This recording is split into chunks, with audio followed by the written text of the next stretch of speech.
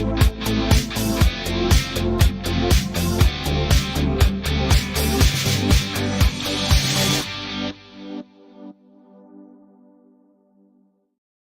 evening and welcome to Wanderings and Wool Gathering, episode 181. On tonight's episode, we are going to be reviewing the latest from Jack White. It's called No Name. It's not exactly new. It came out in July. If you were fortunate enough to be shopping at Third Man Records and you bought something, they slid this nondescript album into your bag and you got a free record called No Name with no titles, nothing on it. But it was all new music. And then in August, they officially released it. So we finally are getting around to it. No Name from Jack White. We're going to talk about that tonight. And we're also going to talk about things that we're spinning, new things that you should be checking out and putting on your listening list. Joining me tonight is none other than Metalhead Monday. Step inside into his mind. It's boy band time. It's Metalhead Monday. I'm here. It is a testament to his. Oh, there he has it. Yep, One of the best. One of the best. Yeah, I feel like we need to update that picture. The beard is not nearly gray enough in that picture. We can touch it up. Or maybe we can find another band to put you in. Yeah, there you go. You could be an NSYNC. They're pretty hot these days, you know. Are they? New kids Selling out concerts. Yeah, well, new kids. Or I guess new kids, yeah. They're out there too. Yeah, new kids just sold out Ruoff, I think. Probably. It was pretty damn full. It wasn't sold out. So yeah, for sure. I was hoping we could go at 7 tonight and get in between the football games. We got the 4 to 7 games, and then we have another one starting at 8:30 or whatever. So that's why we chose the 7 o'clock time slot this evening. Hopefully people could pop in. Plenty of time. Oh, for sure. Plenty of time for us to talk our garbage. That's right. Good garbage. But so before we get into our talking about our music, though, can you imagine if you're shopping, you're a huge Jack White fan, and you're at Third Man Records, and all of a sudden they just slide this album in your package, and you open it up, and you're like, "What the hell?" And then you have brand new music. Yeah. That'd be cool. Yeah, that would be great. I mean, if you're a fan and you're shopping there at his place, then obviously you're probably already stoked. And then, you open up your bag and what is this? Oh, free music, free Jack White. Oh, I don't think people knew what they had at the time. That'd be fun. Well, I guess that's the benefit of being the owner of your own label. Right. You can do whatever you want. Yeah. So have you ever been there before? Oh, no. Huh? There's 3 of them. We went to the one in Nashville. Tiny.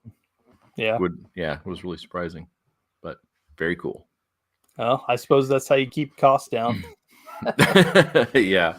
It's there, Detroit, and I can't remember where somebody will pop in and tell us where the other store is, but pretty cool. All right. So before we jump into Mr. Jack White, we're just going to check in and talk about any other things we're listening to or people should be checking out, put on the radar. So what you got? Well, the 2 biggest news stories in music this week, I think, are definitely Oasis, which I could not care less about. I'm not an Oasis fan. I can't stand the Gallagher brothers. I don't care, but it's a huge story, and there's already mess going on with the whole Ticketmaster thing and their dynamic pricing and all that. It's crazy. So I don't even know the details of it because I don't like them so much. I didn't even read to find out. Yeah. I mean, it's just Ticketmaster's dynamic pricing, which is the more people that get into the site looking for an event, the higher the price goes up. Mm-hmm. And then one of the brothers has said that people should just be happy that they're coming back and they should just shut up and pay it, basically. I'm like, oh, cool. Among other arrogant things that they have said. Yeah. So anyway, enough about that. Who cares? the news I was excited about this week is Linkin Park. So holy crap. I remember the first time I heard Linkin Park, my buddy Jeff brought the Hybrid Theory CD to my house and he put it in and I was like, whoa, these guys are good. And I've loved them ever since. I had the pleasure of seeing them one time, which was, I don't remember what year it was, but it was when Linkin Park had their own kind of touring festival thing. I think it was called Project Revolution. And I saw them one year on that. It was great. But yeah, always been a fan, of course. You know, it was super sad when Chester passed away. And, you know, you don't know what's really going to happen with them, but, you know, there's rumors for years and, you know, kind of rumblings for a while. And they've been talking about maybe I've heard some things about them having a female singer for a while, and now they do. So they did a little live stream concert the other day, which was kind of cool. I did watch that. It was about an hour and 20 minutes. And the new singer's name is Emily Armstrong. She came from an LA band called Dead Sarah. And they're catching a lot of flack. But that's just, I feel like it's a fair weather fan kind of thing. It's all, you know, most of it's about, oh, it's not Chester. And well, I mean, the dude didn't just walk away. He's gone. Mm-hmm. So, you know, you're going to punish the rest of the band and say they can't do anything with their legacy for the rest of forever. I mean, come on. And of course it's going to be different. It's not Chester. It's going to be different, but I think she's great. Her voice works with the old stuff. They released a new song called The Emptiness Machine. It's really good. But yeah, and I saw a lot of people dogging out her voice, saying like she's blowing out her vocal cords and everything. And that's not the case. If you think that, you've obviously never heard Dead Sarah, because I mean, she goes hard, and that's just her voice. So, have you had a chance to check them out at all? I did. I didn't get to listen to the entire straight through, but they posted a couple of songs online. Yeah. I listened to some of those. Yeah. I just, like you were saying, the people that are complaining, it made me laugh. People would say, well, they just sound like Paramore and Evanescence now. Like, just because you have a female singer does not mean you instantly sound like another band. Like, some of those comments are just so annoying, and it's just people who don't want, like you said, bands to go on, which I think is absolutely ridiculous, that everybody should just pack it up and leave. We're done. I mean, yeah, there's so many bands that, I mean, Alice in Chains is a great example. Of course it's different, but man, Will is great, and their new stuff it's different, but it's great. And STP. STP. I mean, they've gone through a couple of guys, but this guy they've got with them now is, you know, he's great. That's so many bands have done that. You know, you lose a member, and like you could even Metallica, Cliff Burton, like he was a key part of their sound. And you know, what are you going to do? You either walk away or you keep going. And you know, I just think it's pretty ridiculous for people to expect that they would just stop. But yeah, and in all of this, I went back. I've never heard of Dead Sarah, so I had never heard. Me neither. I had never heard Emily, and man, I'm so pissed. This band has been around for like well over a decade, and they're so good. They're so good, and she is an amazing singer. It's just, man, her voice is killer.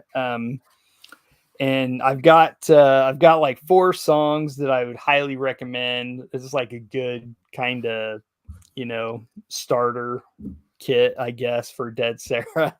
But there's a song called Weatherman. That's far and away their biggest song. It's got like over 12 million plays on Spotify. Wow. Yeah. And there's a song, the other three that I instantly fell in love with. There's a song called Radio 1-2. It's really great. There's a song called Heroes, which is really good. And Un-American is awesome. That might be my favorite song from them. It's got some really like kind of FU lyrics and stuff, and it's pretty fun. All right. I put them up there in case anybody wants to check those out. Dead Sarah, 4 songs recommended by the metalhead himself. Yeah. And I have not listened to any of those yet. And I'll be honest, the first time I heard her voice on there, wasn't really sold. But Okay. the more you listen, I kind of bought into it. It's just Yeah. different. I do like that there's a little raspiness Yes. to some of it. It's not like a super Mhm. clean, smooth voice, which I think if you're going to start comparing it to like Evanescence and stuff, that is not even close. They don't sound anything alike, which people like Yeah. that are moronic. So I ended up kind of falling on it and like it. And if the new stuff comes out, I'm definitely going to check it out. I imagine we'll probably review it. So Yeah, probably. I would say, you talk about her voice, and it's not. No one sounds like Chester Bennington. mm-mm. It is. He was a singular force of nature. I mean, there is no way around that. But her voice works for their stuff because she is a good singer. She sounds great when she's singing clean, and when she goes hard, she's got that raspy thing. Like it works. It works for me.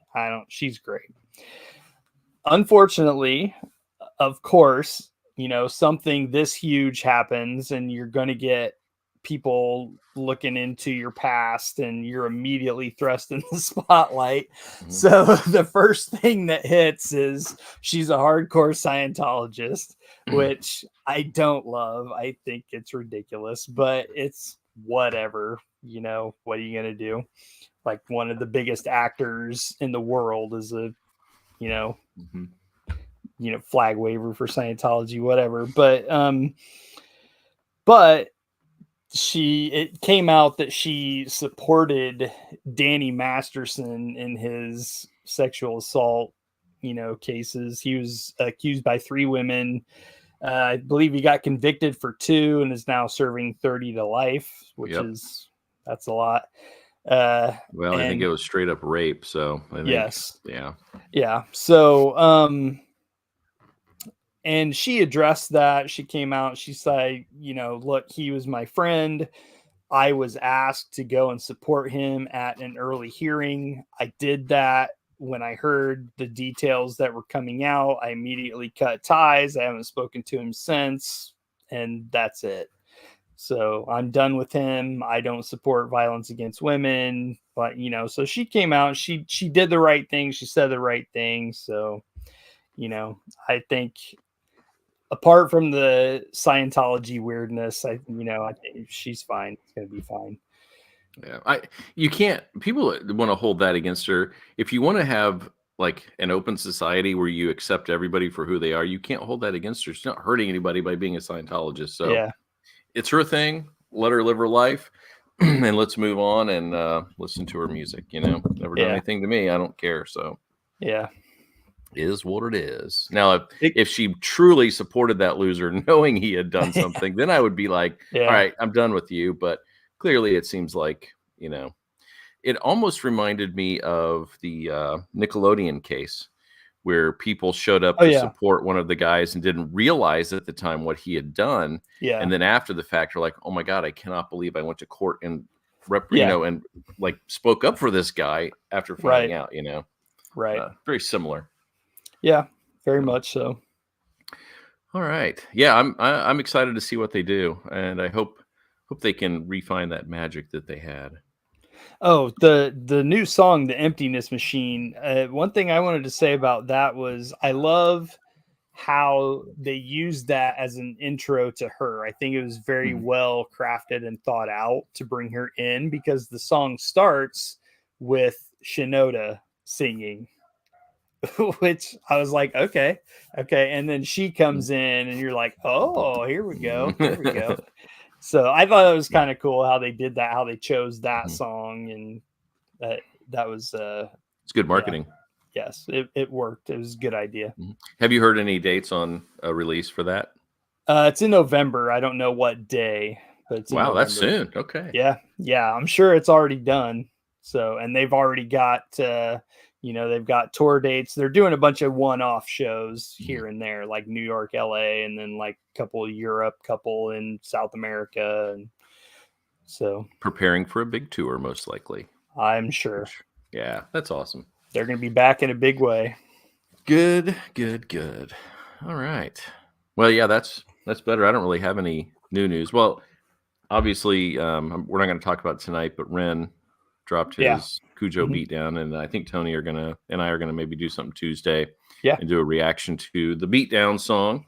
I'm more interested. I liked it a lot. I think it's really fun, but I'm more interested in his redoing of Sick Boy, and I hope he has a live choir. I think that would be really cool to do that, but we'll see. I don't know. And I haven't been listening to a lot of new music. I listened to a little Smashing Pumpkins while working, which we've already reviewed that one. Yep. And I have the vinyl for our good friend Eating Chaos. So I've been listening to this as I've been doing stuff down here in the basement, and just the vinyl sounds so good. And I messaged Michael, and I think the songs sound even better on this. You get a little bit of that background vinyl tastiness, and this is such a good record. I really, really like the record, and I'm still listening to it. So that's always a good sign when you're listening, especially on this show. We listen to so many new things week to week. Sometimes it's hard to, fit in new music all the time or oldies that you want to listen to while trying to prepare for a show. Right. But that's I really like Dead Sarah it's not new, but it's new to me. And like as soon as that dropped, I spent like the whole next day just listening to them all day while I was working. So yeah, I'll have to check that out. A lot of times at work, I put on like lo-fi stuff or instrumental type stuff because sometimes it's hard to concentrate when lyrics are going. So yeah. And if you haven't checked out lo-fi while you're working, people, you should really do it. There's Siamese Dream lo-fi out there that is incredible. It sounds so good. Whoever did it created a masterpiece. And the manga turned anime Naruto lo-fis are amazing. I haven't hipped my wife to it, and she plays it in her art classes, and the kids love it. So cool. Good stuff. But that's all I have, really. Nothing new for me this week. And after I started listening to Jack White last, Monday or so, I've listened to it every day. So that's kind of been my new for this week. All right.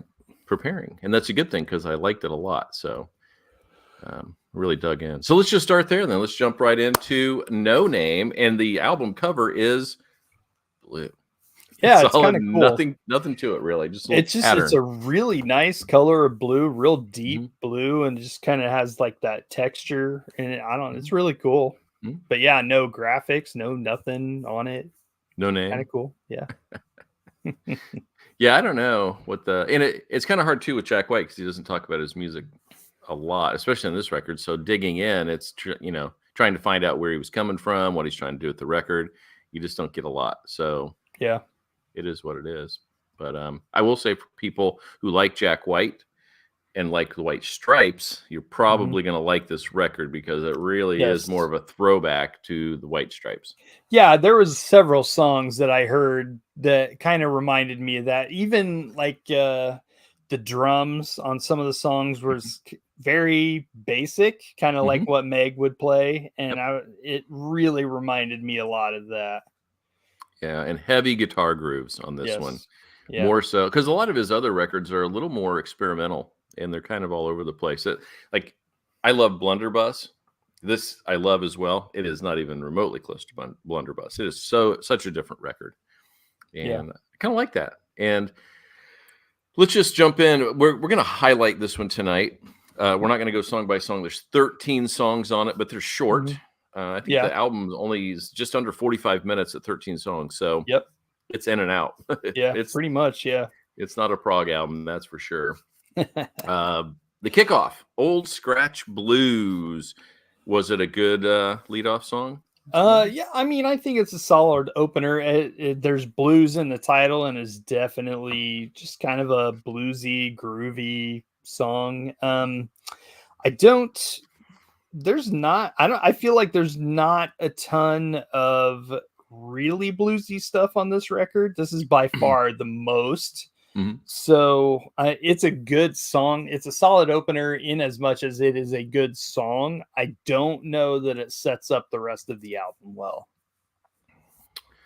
Yeah, it's not to say that it doesn't. It's just it's kind of a straightforward song. Yeah. The thing I would say where it sets it for me is it really made me instantly feel like White Stripes Okay. heading into the record, especially the way he was singing was, I think, more of a throwback in some ways. Heavy guitar groove and very straightforward. It was not one of my highlights of favorite songs on the record, Yeah, me but it either. was a decent opener. Yeah. Now the next song I liked quite a bit. It's called "Bless Yourself." Was that one of your tracks? It was not. Really? Nope.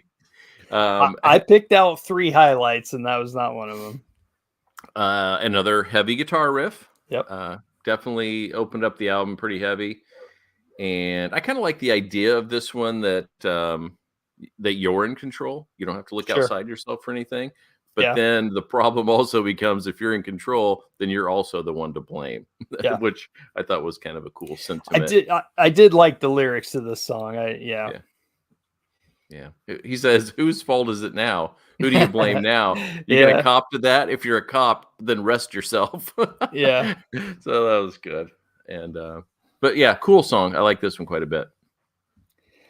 Yeah, one of the ones that really caught my ear was It's Rough on Rats. Oh yes. And if you're asking. Yeah, if you're asking. I love the groove. I really love the music. I did not love the solo, the guitar solo on this one. I thought it was a little rough. But it was out there. Yeah. But anyway, but I don't know if you got anything to say about that one. That was not one of my highlights, but it's the first one that caught my ear. I was like, oh man, that's really, really cool. And then the solo hit, and I was like, maybe not. So I liked this one a lot. And one of my first notes was the way it started out. It was a groove that could have been on Blunderbuss. This is like one of those songs that could have been on another album. It had a really cool groove, I thought. And I like that he makes it a point to show that he's not like on the extremes anywhere, and that he's fine. Like, but I should stop complaining every time it's raining because I'm still not food for cats. Like somebody else always has it worse than me. Sure. And I like that. Yeah, it wasn't one of my top 2 songs or whatever, but I did like it. That's definitely an interesting way to put that. At least I'm not food for cats. Yeah. But conjures a picture. It definitely does. Now we went past one that I really liked. That's How I'm Feeling. Did you like that one? Not yes and no. I did has kind of a basic groove, but it's very effective. Like it works very well. I like the dial tone and the vocal effects. Like that was kind of cool. It's really just kind of repetitive and maybe the most radio friendly song on the album. But yeah, very much. It was okay, but yeah, again, not one of my favorites. He had a little softer singing on this one, which I think people would appreciate. But Yeah. you nailed it when he says the dial tone, and then the next couple of sounds are dial tone sounds with his guitar. That was cool. Really clever. I like that a lot. It was kind of neat. Yeah, and I just like the idea. And it didn't need like he only hit it a couple of times, and it went away, which I think worked because it just kind of referenced the music, referenced what he was saying, and then it just that moment's over. We're moving on. Yeah, So, and this is another one that has that cool sentiment too about not feeling bad about the way that you're feeling. Yeah, when he says, "When I'm feeling this way, I shouldn't have to be ashamed." I thought that was kind of a cool thing. So lots of stuff about personal accountability on this record. I feel like So my first big highlight on the album is Archbishop Harold Holmes. That's my favorite song on Man, the record. so good. It's so Yeah. good. Yeah. It's just the groove plus his cadence and his delivery on top of that. Just man, it makes for a great song. And the drums on this song, I think, Mhm. are great. These are not Meg White drums. This is a really good song, and I really enjoyed listening to this song. It has a great flow, doesn't it? Yeah. And his internal rhyming is so good on this one. I felt like this one was a White Stripes type song, and his vocal delivery was very much in that vein. But it's kind of a cheeky song. It's kind of Mhm. funny, and yeah, Yeah. that was my number one highlight that I liked the most on this record. My only complaint about this song Mm-hmm. is I wish he would have ended it harder instead of it fading out. Petering Because out. as it's fading out, it's like he's signing the letter Mhm. Archbishop Harold Yeah. Holmes, but it's fading out. So it's like, what's he saying? What? And It does. I wish it would have just hit that and ended. But Yep. other fantastic song. Yeah, I bet you loved Bombing Out. I did. I really did. That's good. Yeah. It has kind of a fast, almost kind of punk or proto punk Mhm. feel. Very cool. And I like, it kind of goes hard and then the music kind of drops out a little bit and it makes, I don't know, those dynamics kind of make some space for you to almost like it goes hard and then it drops out and you're kind of Mhm. like catch your breath and then it goes hard again and then you kind of catch your breath and it really cool, really effective. And I really did. Yeah, that was another one of my highlights. Yeah, I like that one quite a bit too. What's the Rumpus? I enjoyed. I did the one I didn't love or have much on was Tonight. Was a long time ago. Yeah, that one was Very straightforward. I like the guitar in that one. Like it kind of creates a little bit of space and not, I don't know, like it's powerful but not overwhelming and just Mhm. kind of a cool guitar part. But yeah, Yeah, I dug the guitar on Underground. Had like a bit of a slide Slide. feel to it. I Yep. kind of like that a lot. Cool Yeah. concept for a song, Yeah, and had a nice, really cool guitar breakdown. yeah. I didn't That one love was the a little softer, I think. yeah, I didn't love the vocals on that. I didn't Mhm. the echo effect he was using on some Mhm. of the vocals. I didn't care for, but yeah, the guitar was pretty cool with the slide. What'd you think of the vocals on Number One with a Bullet? Um, well, I didn't love that song. Um, but I mean, I don't know. It was They're for me. It was the reason I asked is True. because I felt understated. It almost felt like Okay. they pulled his vocals back, and it was intentionally mixed that way so his vocals weren't as upfront as they are on the other songs. Okay. Yeah. Um, I A can little see more that. muted. Yeah. Down in the mix a little bit. Yup. Morning at Midnight. I started off thinking I was going to love this song, and then kind of lost me a little bit because they had that cool little drum bit at the beginning, and then we had some cool keyboards in the background. I thought this was Yeah. taking off for me, and then I didn't quite love it. Actually, this was the last highlight for me. Mhm. I liked the loud to quiet dynamics of the Mhm. song. Love the organ. Organ shows up on a couple of these songs. I really, really Mhm. liked it here. And the guitar on the back half of the song was a little different. He did a couple little different things that really stood out, kind of grabbed my ear. But yeah, this one, I really like this song. This was, like I said, the last highlight for me. All right. So the album closer is called Terminal Archenemy Ending. Didn't love And it. I liked it quite a bit. It was different. The Yeah. tone of it changed quite a bit. And it was weird. There was like a kennel in the background at the beginning and ending. Yeah. I Yeah. wasn't sure what that was With all the, about. yeah, it's kind of a lot of dog noise. Yeah. Like a bunch of dogs. Sounds like a bunch of dogs running around a yard barking at something. But yeah, it definitely was a tonal change from the rest of the songs. But yeah, I mean, it was okay. I if you're gonna put the word ending in the last song on your album. Like you could have probably done something to end the album. I guess I don't. But what do I know? I'm not Jack White, so and he is. Well, how do you feel when you felt it all now, and how do you see when you've seen it all? You end the record. Yeah, I guess. I guess so. Yeah, I thought the drums were a little more forward on this one Mhm. in the mix, and I kind of like that. I thought it was a fine song. I didn't love the opener or closer as such, but I just enjoyed the record as a whole. Yeah. So there was not one song that I was just like, well, that's garbage. That's a terrible song. Yeah, I agree with that. I think if you are a Jack White fan, I don't really think there's any reason you should not enjoy this record. Jack White is not a go-to for me per se. I enjoy him, but he's not someone I really seek out that much. So this is probably not something I'm going to go back to a ton, just because I don't really hardly ever listen to I'm going to listen to Jack White today. That's just not a thing for me. Yeah, I go through periods where I listen to him a lot, and then I won't for a little while, and I just love his energy. He brings a real raw energy to music that you don't get a lot anymore, and I really appreciate that.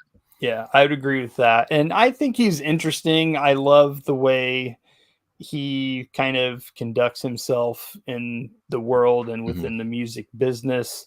I think he chooses, when he's not doing his music, I think he chooses interesting things to apply himself to, like with the Third Man Records, and that the album he did with Loretta Lynn several years ago is fantastic. Just kind of fun stuff like that. Yep, and as we said last week, he did a performance with Bob Dylan. So right, yeah, even Bob approves. Sure. I could see them getting along. Yeah, I could see them sitting in a room together, not talking very much. Or having the most deep discussion about music ever that all of us would be like, what are you even talking about? Yeah. I did that. I can't remember the title of it, but the thing Jack White did with, what was it, Jimmy Page and the Edge years ago. That was pretty interesting, where the three of them got together and just kind of. I don't think I know that. Are you serious? Okay. I'd have to look at it and see again. It just doesn't, I'm not. Yeah, it was like the three of them got together and just like filmed a special. They were kind of just jamming on songs and talking about music and stuff. It was really cool. Write that down. And the funny thing is, like, the Edge has got the most straightforward guitar parts, it seems like, most of the time. But yeah, sounds good. Used to, back when I liked them. Way back when. So what would you, if you're going to score it out of 5, what would you give it? Being not a Jack White fan, what would you give it? Probably a 3 or a 3.25. Like, it's, it's good. It's fine. It's not bad. I don't dislike it, but it's just, it's not something I would seek out, really. Yeah, I'd go 4 out of 5. I think it was really good. There are some songs that I definitely would go back to and listen to quite a bit. And like you said, I really liked the Rats, and if you're asking, and Archbishop Harold. You guys got to listen to this song. It has got so much energy and fun. It is just a great song. I think you'll be humming it. Yeah, that's probably my favorite song. I went up. I listened to it. I was on the treadmill and I was listening to it. I ran upstairs immediately and put it on the TV. I screen mirrored it up there so Marianne could listen to it, because her last favorite one was "Watch the Trick," which is another great song like that one in the same vein. So, all right. Well, we will not be back next week as an official show. Mr. Mundy is leaving us. I will be on assignment, as they say. Oh, well, now that you've said it, now you have to deliver something while you're on assignment. Maybe I'll take some videos or something, because I'm going to be doing some interesting stuff. So we'll see. Nice. Hopefully, it looks like maybe Tuesday evening, T-Bags and I will be tackling Ren's Cujo Beatdown, which was something, that's for sure. And can't wait to see what he's got coming next. Video is interesting. I'll say that. I'm not a big fan of his. You guys are way more into him than I am. But I watched the video and I was like, "Ooh, okay, this is something." It is, and we'll break it down on the show. So then we'll be back in 2 weeks, and we'll have a full show. We'll have a good challenge or a rebanding, something like that, and we'll do another record. So hopefully something new comes out. We'll have to look at that and see what's coming up. We take requests too, so send us a request. I know there's some stuff coming up in October, November. I don't know what's coming out in the next couple of weeks, but we'll find something to talk about. Faux show. Anything else, Mr. Monday? No, not really. Trying to get through the next 4 days at work and take off for a few days. Nice. All right. Nothing more for me. Check out the show anywhere you get your podcast. You can find us there. And of course, subscribe. And we're also on YouTube. You can see the videos. If you don't want to look at us, check out the podcast. But if you want to check us out, see what we're wearing this week, check us out on YouTube. You can check them all. It's a testament to what we're doing here. People on podcasts don't even know what we're talking about. They can't see that brilliant shirt you're wearing. Yep. So, all right, everybody. We will see you. Oh, go ahead. It's autographed. You can barely see it now because it's been washed several times, but it's autographed by a dude that's not even in the band anymore. So, It's all right. That's all right. I've got a Slipknot set list over there that's got a few on there too. So it's quite all right. All right. Well, we will see you all in Tuesday night for a quickie, and then back for real on September 22nd. Until then, listen to everything we told you to listen to tonight and report back. Bye now.